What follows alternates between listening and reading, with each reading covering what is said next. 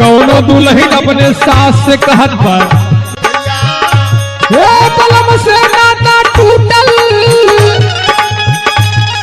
बलम से नाता टूटल हमार हमारी अम्मा हो बलम से नाता।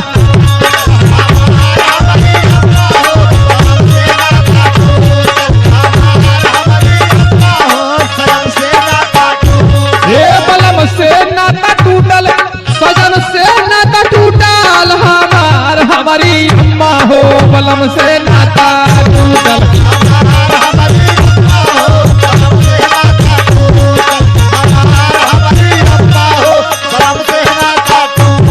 काजे माई तन की सुना अपने सास से काज अपन दुख कैसे बताई हम का कहले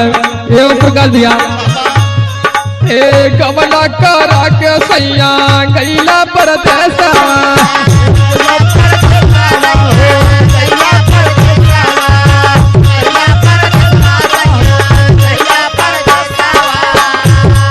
ए जब से तू गैला सैया माँ चलबा कालेसा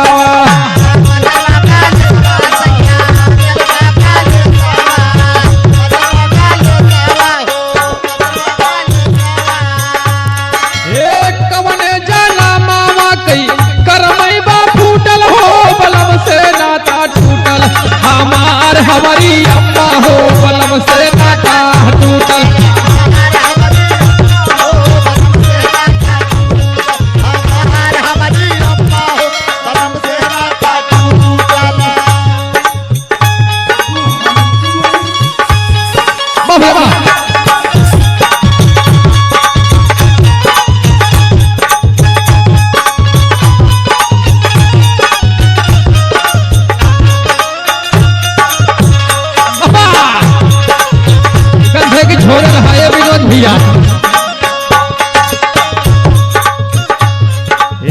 कवन कारणवा पियवा भैला निर्मोहिया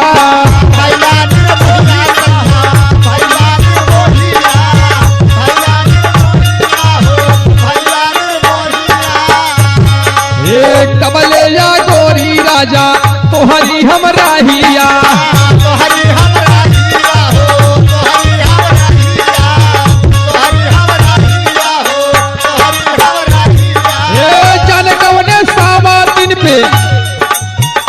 कहत में हमें कुछ दाल में काला लगत बा माँ